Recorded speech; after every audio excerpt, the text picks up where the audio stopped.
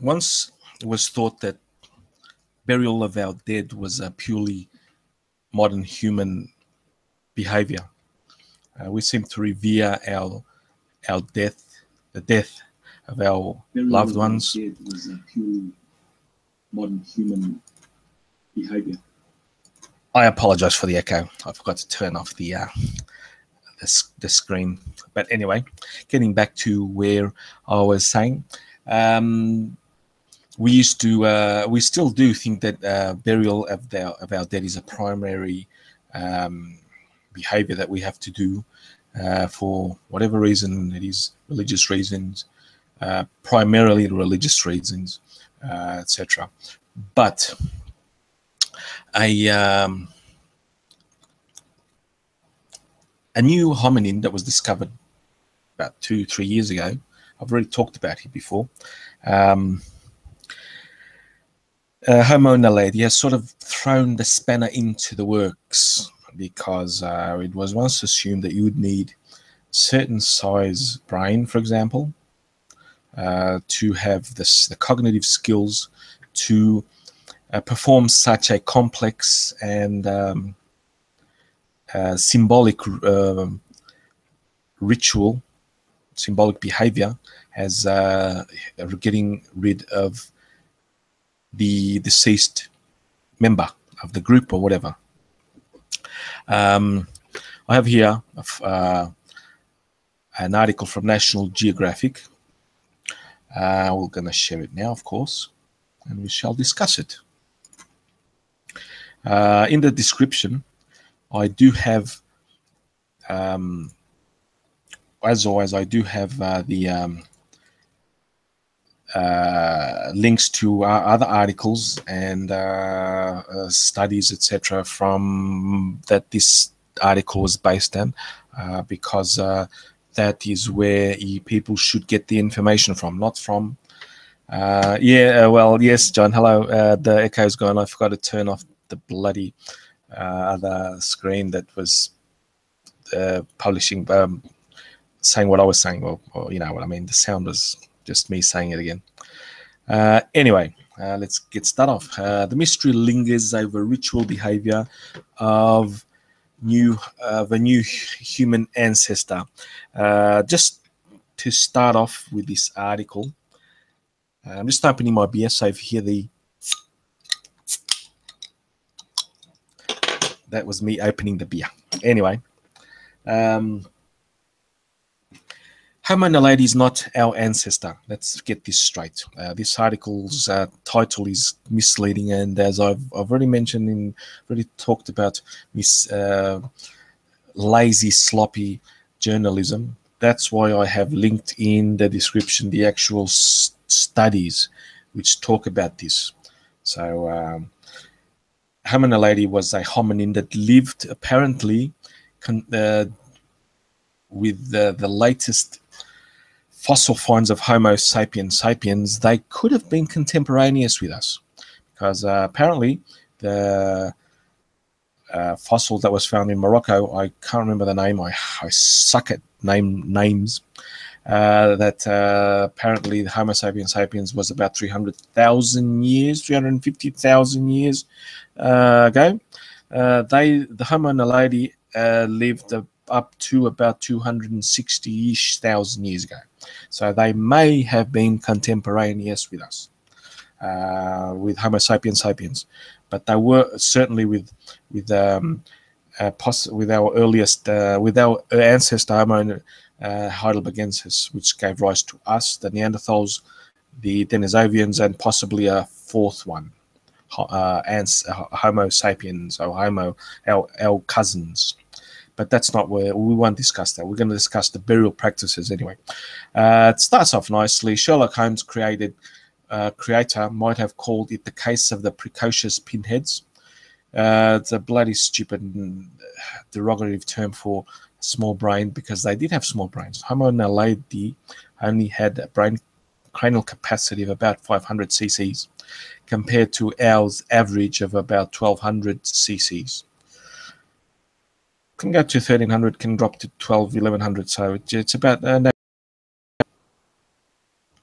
Yeah, that's why he called it the pinhead. You could have done. Oh God, the author of this article is so blatantly stupid. By the way, can you guys hear me? Well, from what I was, oh yeah, you can. I can see the bar from the Hangout thing is quite strong. So yeah, of all the mysteries surrounding the new human ancestor, Homo Naledi is not our fucking ancestor. Stupid National Geographic. No, wrong. Stop it. Revealed last week that one sure to grab the attention of fiction's most famous detective is how about 1,500 bones of a tiny brain species, Homo naledi, could have ended up in the remote South African cave where they were found. The chamber is a football field's length. That's possibly American football. It's not European soccer or Australian football. They would be totally different lengths. From the cave's entrance, past two nauseatingly tight passages, which may have been wider 260,000 years ago. Just saying that. Second one had a 40-foot vertical drop, only 8 inches wide in places. 8 inches.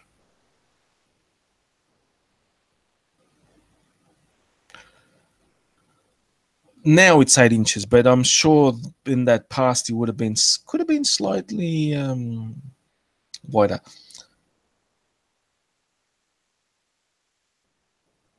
John, yes, I absolutely would be definitely sure that John, the Arthur Conan Doyle would not use that term. Yes.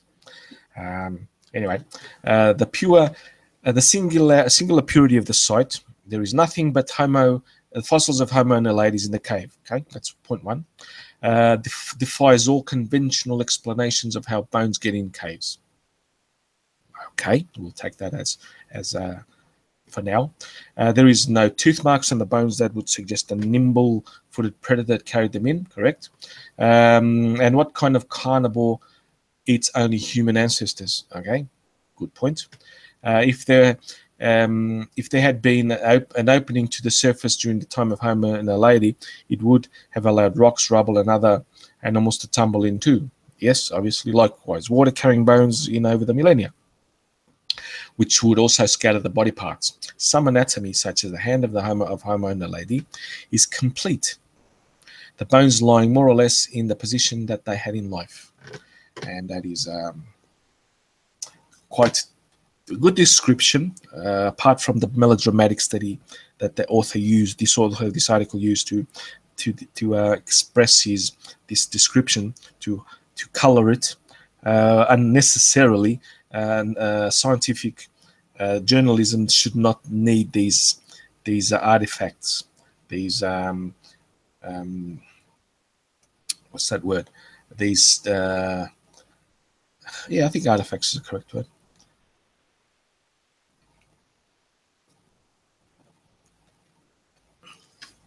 To describe, to color the description. Sorry. So, after you've eliminated the impossible solutions, Holmes counseled Dr. Watson that the improbable one must be true. I don't think Holmes said that, but don't quote me. So the researchers suggested the last theory standing is that other Homo naledi journeyed through the cave's dark passages. They were probably lit by fire, speculation, and deliberately put the bodies there over a long period of time. Correct, possibly. Some scientists, however, think the explanation is far more beyond what this evidence supports. Okay. And that is the mortuary rituals within the pinheads. I hate this term to describe a hominin is just condescending and just wrong. No. Regularly disposed of corpse makes a better headline than we don't yet have a clue. I've got to read this again because mortuary rituals wherein pinheads regularly disposed of corpses makes a better headline than we don't yet have a clue. William Junger is a paleontologist from the State University of New York, Stony Brook, good institute, told National Geographic.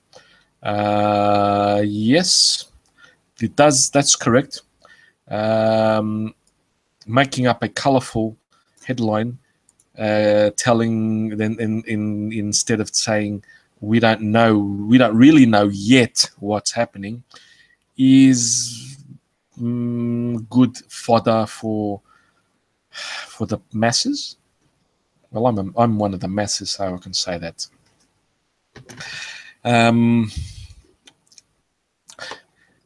Let's go, just going to the start. Well, I'll have to just drop this a bit. There we go.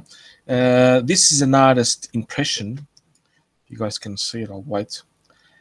It's a melodramatic artist impression that these type of images were very, very common in the late 19th century, early 20th century, to romanticize the hominins, for example. The noble savage, you can see his early archaeological drawings of when they first discovered, for example, when Vigord Child and Lewis Binford developed the Fertile Crescent hypothesis of how agriculture started. They would draw scenes like this of the noble savage beating back nature, if you can imagine that. So take these. It's nice. I would hang this in my wall. It is well done. It's brilliant. But content-wise and descriptive-wise, it makes no real sense because we don't know what really happened, honestly. Guys, no, Pinhead's the 1960s. In the comic Archie and Jughead used that Pinhead insult. It's not new. It's bloody old. So sorry to burst your bubble, man. So let's get back to here. This image is. I love this image. I have it in the folder and some images. It's a bunch from Kafez cave in Nazareth in Israel, and this is about 90 to 100,000 years old. Homo sapiens, and it shows a mother and a child, and it is brilliant. This is an example of a ritual burial. The most likely, the mother. This is the child on the bottom part. So this was a ritual burial. And so let's get back to what ritual burials are. Ritual burials is not just the article will say it, by the way, but just bringing you some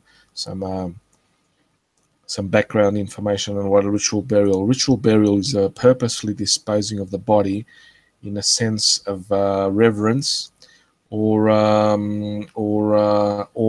basically, and it's not unique to humans, by the way, which we shall see.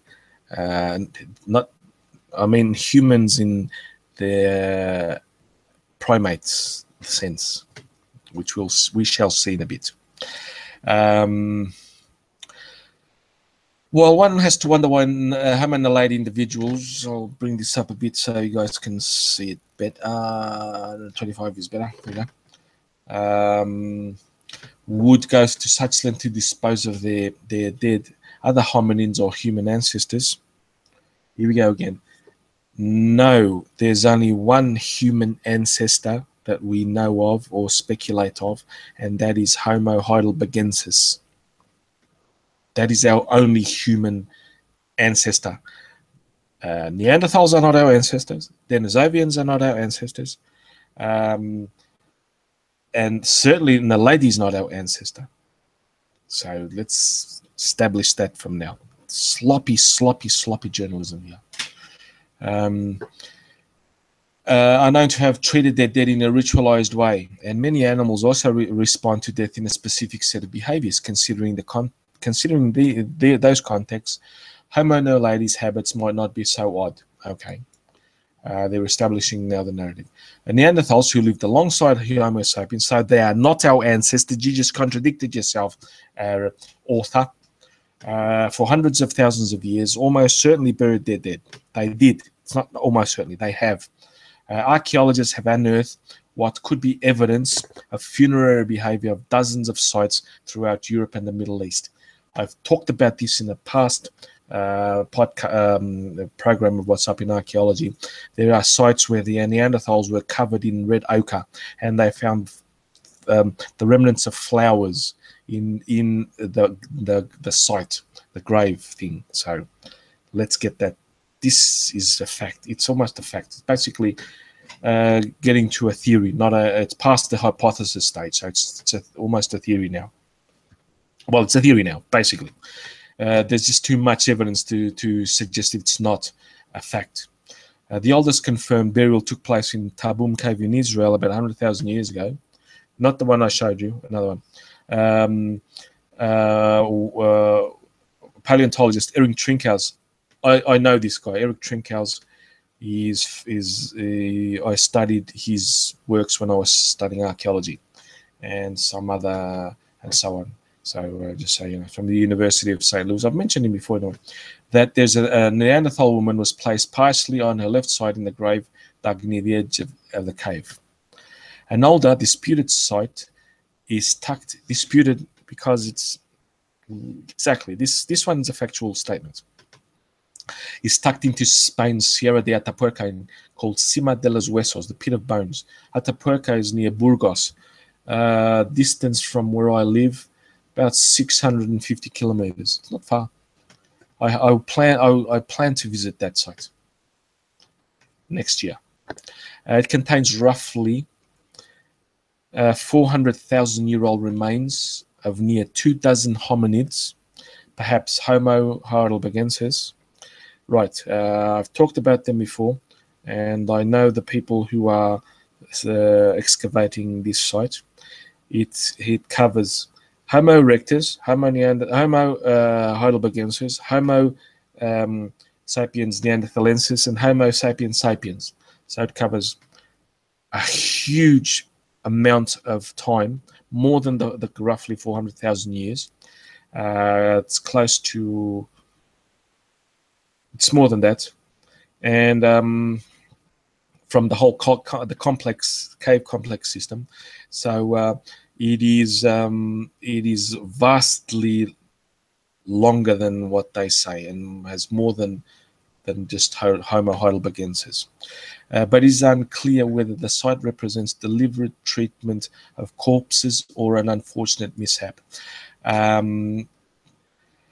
2,000, or there's more than 2,000.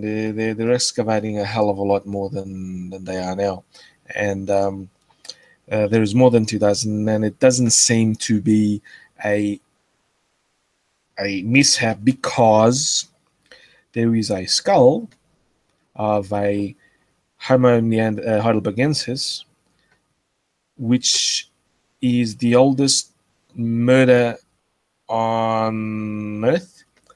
The guy, the individual, we don't know if he was a male or female or his age. He was a young adult, and he was struck above in his forehead, and he has 2 holes.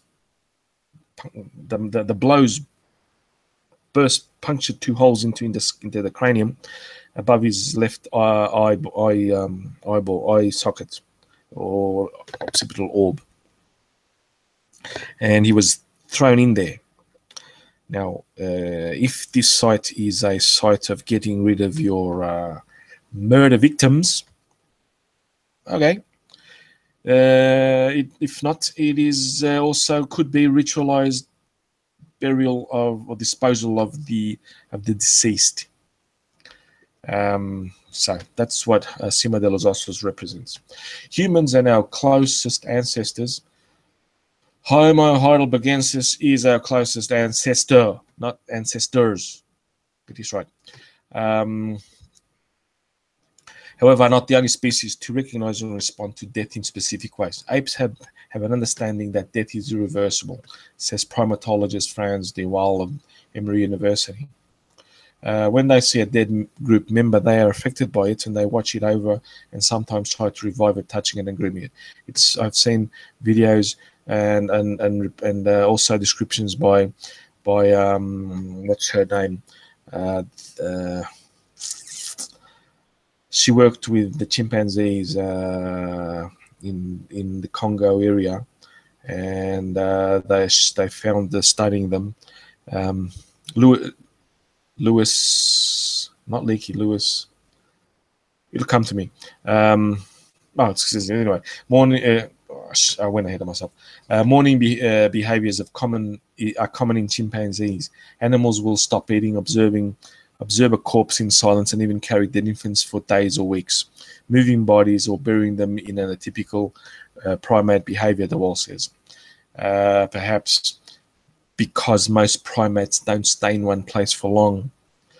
Now, if you live in a settlement where 50 or other people live, you can't just leave a corpse there, you know. True. Thank you, Gunny. Jane Goodall. Yes, that's her. Thank you, man. I couldn't think of her name. Yes, Jane Goodall. So yes, she wrote on how some of the chimpanzees would mourn the death, the passing away of some of the members of the group.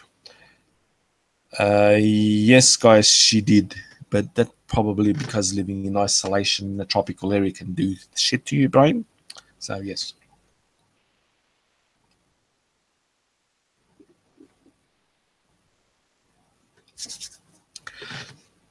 Now, elephants have also been observed covering corpses, both animals and humans, both animal and human. Though it is less common response than tending to their dying and dead. Indeed, elephants, one of the species that seems more affected by death, will often stand quietly near the carcass, even from different families. And here's a picture. Yes, whales also mourn dolphins as well. Cetaceans. I think that's the name of the family that they belong. Whales and dolphins and porpoises. I think they're cetaceans. I could be wrong, but I think I'm right. Yes, they do apparently also mourn, feel for the passing away and so on. Yes. The caption here, elephants display a range of ritualized behavior in response to death, many of which suggest they mourn the dead. A young elephant stands by his mother, Eleanor, who died of natural causes.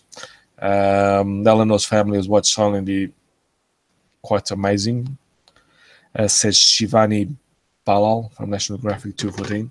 And in Kenya, so yes, that's an orphan. And apparently some scavengers have been already there. Possibly also humans, because the tusks are missing. So,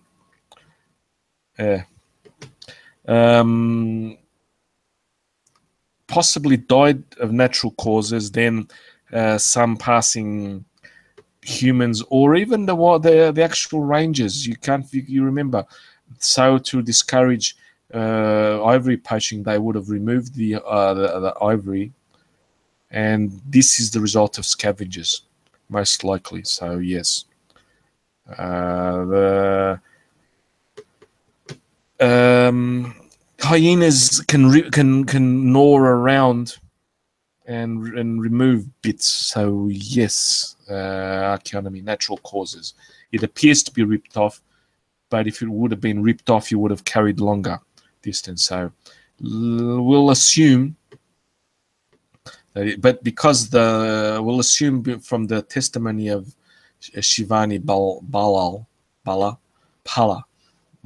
that's how you say it, it was of natural causes. And see, it says here, the Kenyan Wildlife Service removed the tusk to prevent them from falling into the wrong hands. So I was right. I just read it now. Anyway, elephants have a sense of have a sense, an understanding, enough of an understanding of death to recognize when it where it comes from. Joyce Poole, who co-founded Elephant Voice Project. Okay, that's empirically.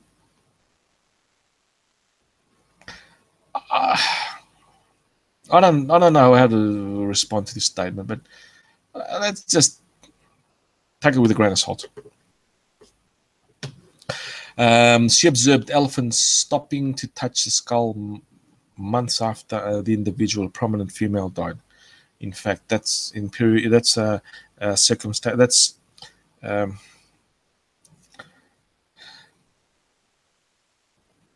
could almost say anecdotal evidence. Unless you see this behavior common in all elephants of that area and actually record them over time, and we can't say that it's data or just an observation. So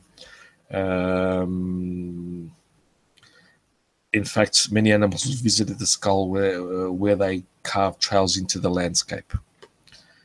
Fine. It's an observation. It's not data. It's not just elephants and primates that mourn death. While notes, I think all animals have that attachment. All, big word. They are affected by death of someone else. Some mammals might, others might not. Reptiles don't. Some reptiles are known to cannibalize their young. Trying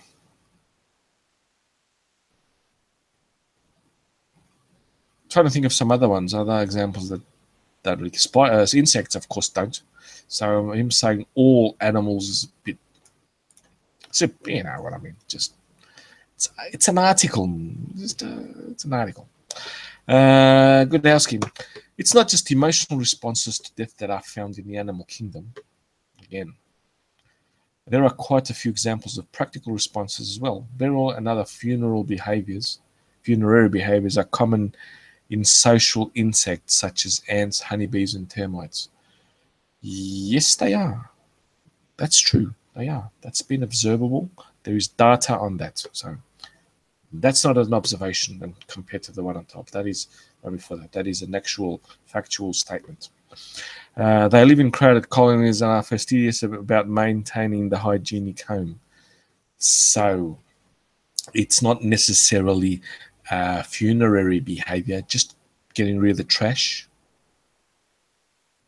Some corpse management strategies are simple, such as removing dead bodies from their hives or eating them. Others are more complex, with some ants placing corpses in specialized chambers and some termites buried their dead. Again, that's just cleaning up the trash.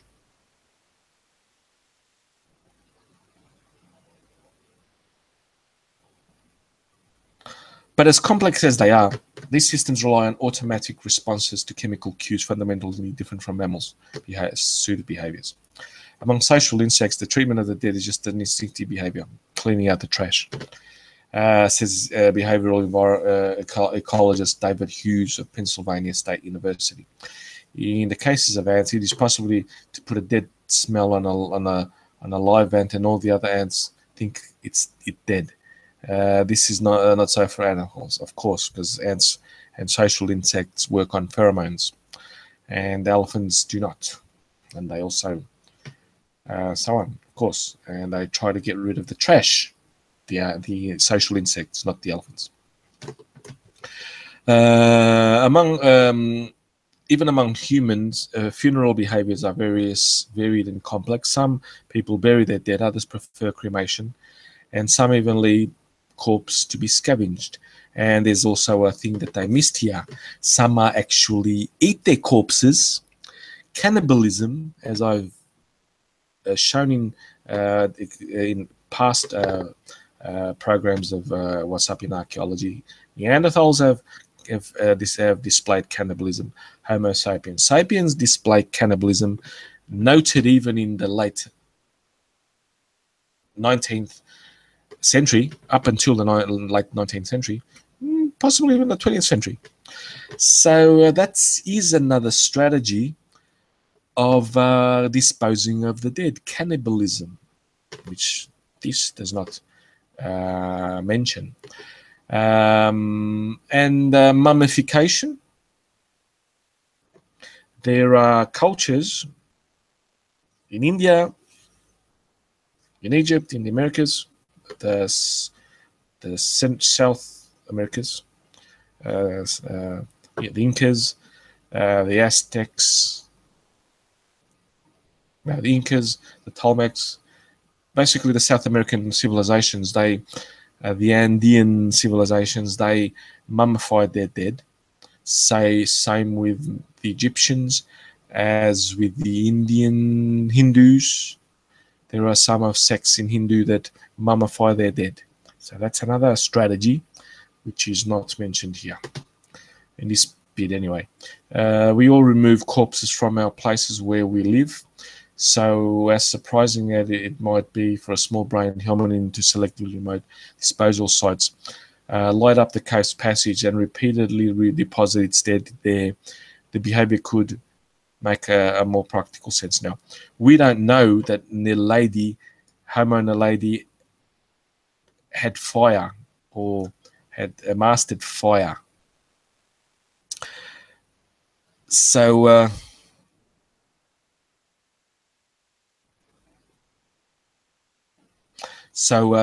that's something that's speculation on the part of the author here again. We don't know that they made fire.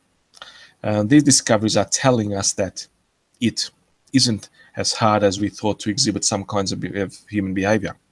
It's within the reach of simpler, more primitive creatures, says paleontologist John Hawkes. I'm following him, he's awesome. He's starting an excavation. I haven't found out yet where, and I will follow it to its conclusion, and I hope to get in touch with him soon and grovel a bit and say, can I see some of your pictures, please? I won't publish them, I just want to see them. And I will not publish them, I just want to see them. You can put them up in temporarily and then delete them or something, because I won't know. I don't do stuff without authorization. So there may be more than one way to be human-like. Of course, let's see, this reconstruction of the burial of Neanderthal, Homo Sapiens, Neanderthalensis. Oh God, I love it. They got it right. They got it right. This is so rare. Homo Sapiens Neanderthalensis. This nomenclature. Normally they just write Homo Neanderthalensis, but this is the correct classification of Neanderthals. Awesome. From La Chapelle, Science in France. I have to visit this. This is awesome. You can see he was ritually buried. He was put in a sort of a what's that when your knees are up against your chest, the neonatal position or something. Sort of neonatal position, because his knees is bent up to his chest and so on. And you can see he's Neanderthal because the occipital, the brow ridges, the sloping forehead, which we don't have, and that's it. And no chin, of course. Easy to spot. So that's about it. Fetal position. Thank you, Gummy. Man, you've been helping me a lot. You are awesome. Either way, it's the spelling. Either way is correct.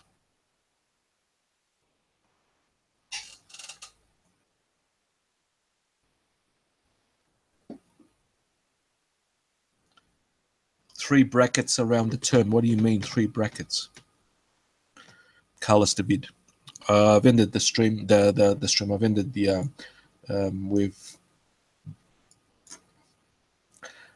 We've covered the article now. what do you mean? The term Homo sapiens neanderthalensis, that's the correct term. Homo is the Homo sapiens is the species, Neanderthalensis is the subspecies. Oh yeah, like the Jewish, well, like, yeah, they tried. Well, the alt-right are dumb fucks, and if they do, I would be proud, because the Homo sapiens neanderthalensis were very advanced. It's not an insult if they do use that, and they don't know what the shit they're talking about with Neanderthal. But that's how I've had arguments with people that no, Neanderthals were not. It's Homo neanderthalensis. No, it's Homo sapiens, subspecies neanderthalensis. Then is Homo sapiens denisovian. That is the subspecies. We are Homo sapiens. Well, if they are denying Neanderthals, I wouldn't know, honestly. What are they denying? The Eurasians have up to 4%. It's up to. It can be as low as zero, or not zero, but minuscule, insignificant, to up to 4% of.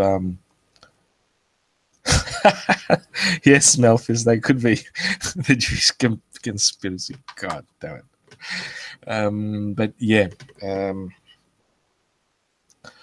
Anyone want to come up to a post? One sec.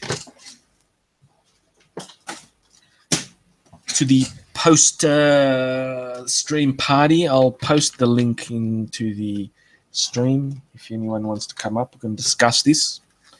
If not,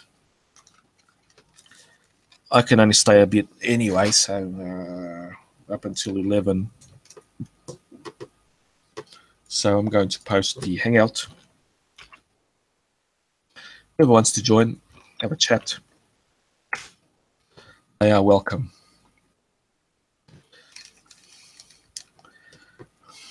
Malthus, Sweden is Stockholm syndrome at the moment, man. Sorry about that. Anyway, I'm going to end the stream. It's thank you for coming, for being my audience, and I will see you tomorrow. So if anyone wants to join, the link is up. It's up to you guys. I'm going to end the stream about now. So